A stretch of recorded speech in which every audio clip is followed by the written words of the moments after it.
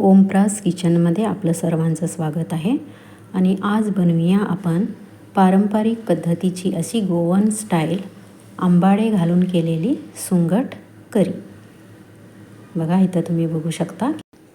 त्याच्यासाठी बघा इथं मी घेतलेले आहेत सुंगट म्हणजेच कोळंबी, आणि ते स्वच्छ धुवून वरचे कवर वगैरे सगळं काढून इथं मी घेतलेलं आहे. आणि त्याच्यामध्ये क्वचितच असं थोडंसं मीठ घालून त्याला आपण एक अर्धा तास तरी ठेवायचं आहे. आता ह्या कढीसाठी बघा साहित्य आहे भेंड्या, टोमॅटो, 2 लसूण पाकळ्या, आणि हा आहे नारळ, गावठी हिरव्या मिरच्या आहेत, आणि हे आहेत आंबाडे. आंबाड्याला तुमच्या प्रांतामध्ये काय म्हणतात ते सांगा. 2 कांदे आहेत, धने आहेत, आणि लाल मिरची आहे ही सुकी, आणि हळद. हे सगळं आपल्याला साहित्य लागणार आहे. बघा आता हे जे आपले आंबाडे आहेत ना, ह्याला आपण ह्याची वरची साल काढून घेणार आहोत. बघा इथं मी दाखवत आहे तुम्हाला. ह्या पिलरनं आपण सगळ्या वरच्या साला काढून घेऊया. बघा इथं बघू शकता. तशा सगळ्या ह्याच्या मी अनेक तुम्हाला दाखवत आहे. बघा इथं अशी सगळ्या ह्या वरच्यावर साल काढायची आहे. त्याच्या खालचं जे मांस असते ते काढायचं नाही. बघा इथं मी 2 तुम्हाला काढून दाखवलेले आहेत. असे सगळे मी इथं आंबाडे सोलून घेतलेले आहेत. आणि ह्याला आता आपण मीठ लावून ठेवणार आहोत. जसं आपण सुंटाना मीठ लावून ठेवलं, म्हणजे कोळंबीला मीठ लावून ठेवलं, तसंच ह्याला पण एकत्र म्हणजे त्याच्याबरोबरच हे पण मीठ लावून ठेवायचं. कमीत कमी अर्धा तास तरी ठेव. हे बघा ही जी साल काढलेली आहे ना, ही अजिबात टाकायची नाही. आंबाड्याची साल ही चटणी करण्यासाठी खूप उपयोगी पडते. आता ह्याच्यासाठी बघा हे सगळं मी बारीक कट करून घेतलेलं आहे. हा अर्धा नारळ खवून घेतला होता, आणि गावठी मिरची लांब कापून घ्यायच्या आहेत, आणि भेंड्या ह्या लांब लांब कट करून घ्यायच्या आहेत, आणि टोमॅटो आहे, आणि फोडणीसाठी कांदा, आणि भाजणीसाठी कांदा, आणि 2 पाकळ्या. हे बघा तारवटी मिरच्या आहेत.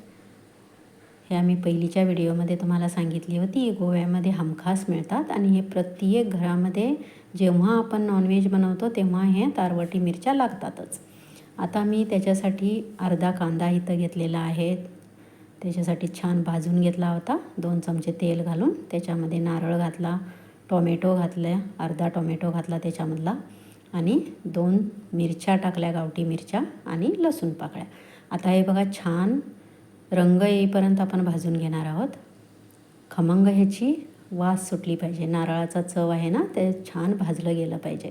बघा इथं आता छान हे रेड कलर किंवा सोनेरी कलरवर भाजून घेतलेलं आहे. मी ते आता साईडला काढून त्याच्यातच मी धने घातलेले आहेत. धने पण आपले भाजलेले आहेत. छान काढून घेऊया. आणि त्याच्यामध्ये सुकी लाल मिरची मी भाजून घेत आहे. बघा सुकी लाल मिरचीसुद्धा माझी भाजून झालेली आहे. हे सगळं आता एकत्र आपण वाटून घेणार आहोत.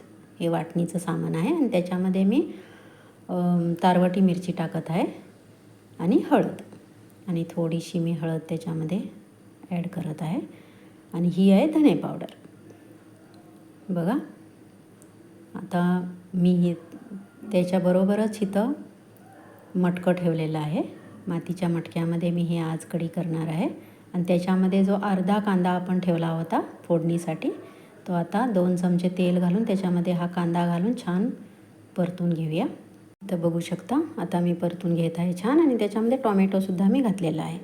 छान परतून घेऊया. हे सॉफ्ट होईपर्यंत काय करूया, हे जे वाटण आहे आपण वाटून घेऊया. बघा मी छान इथं हे वाटून घेतलेलं आहे. एकदम फाईन असं बारीक केलेलं आहे. इथं बघू शकता खूप बारीक करणं गरजेचं आहे. इथं बघू शकता.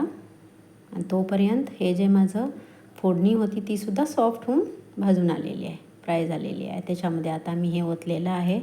हवं तेवढं जसं आपल्याला पातळ पाहिजे किंवा जाड पाहिजे ह्याप्रमाणे आपण त्याच्यामध्ये पाणी घालू शकतो. आणि आता बघा थोडा वेळ आपण कमीत कमी 5 मिनटं मी झाकून ठेवली होती. मंद आचेवर मात्र ठेवायला पाहिजे, कारण हे मातीचं मटकं असल्या कारणानं फुटू शकते गॅसवर. आता छान ह्याला उकळी आली की लगेच आपण त्याच्यामध्ये हे सुंगट जे मीठ लावून आपण ठेवलं होतं, म्हणजे कोळंबी प्राउन्स जे आहेत ते आपण ह्याच्यामध्ये घालूया. हे घातल्यानंतर आपल्याला झाकून ठेवायचं आहे कमीत कमी 10 मिनटं तरी, कारण ह्या सुंठा पूर्णपणे शिजायला पाहिजे. बघा छान ह्याला उकळी येत आहे आणि सुंठा पण आपल्या छान शिजत आहेत. इथं बघू शकता छान उकळी आलेली आहे. आता लगेच आपण त्याच्यामध्ये हे जे मीठ लावून ठेवले होते आंबाडे, ते आंबाडे आम्ही ह्याच्यामध्ये घालूया. बघा मी सगळे आंबाडे ह्याच्यात घातलेले आहेत आणि मंद आच केलेली आहे, म्हणजे फ्लेम हे एकदम बारीक आहे गॅसाचं. आणि आता इथं बघू शकता छान उकळी आलेली आहे आणि एकदा त्याला आपण छान जरा मिक्स करून घेऊया. इथं बघू शकता आंबाडेसुद्धा शिजलेले आहेत. बघा छान अशी उकळी आलेली आहे. आंबाडे मी कमीत कमी 5 मिनटं शिजवून घेतलेले आहेत, जास्त पण शिजवता कामा नये. आणि त्याच्यामध्ये आता लगेच काय करूया, या भेंड्या ज्या आपण कट केल्या होत्या लांब त्या आणि हिरव्या मिरच्या. ओके, ह्याच्यामध्ये आपण काय करूया, हिरव्या मिरच्या घालूया.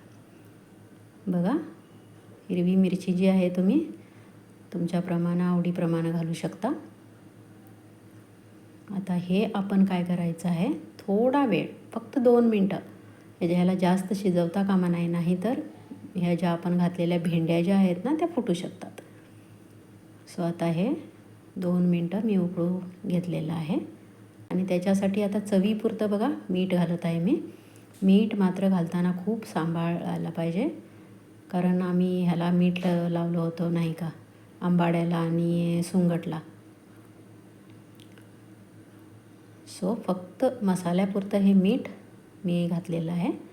आणि आता छानपैकी ह्याला थोडंसं उकळी काढूया. आणि मी पूर्णपणे गॅस बंद केलेला आहे तरीसुद्धा ह्याला उकळी येत आहे, कारण हे जे मातीचं मटकं असल्याकारणानं उकळी येत आहे. बघा आता मी हे काढून घेत आहे. छान हे सर्व करूया आपण. बाउलमध्ये मी काढून घेत आहे. बघू शकता आंबाडे किती छान शिजलेले आहेत. त्याच्यामध्ये आपली गावठी मिरची आहे, भेंड्या आहेत, टोमॅटो दिसतो, त्याच्याबरोबर सुंगट दिसतात छान, म्हणजेच कोळंबी खूप छान शिजलेले आहेत.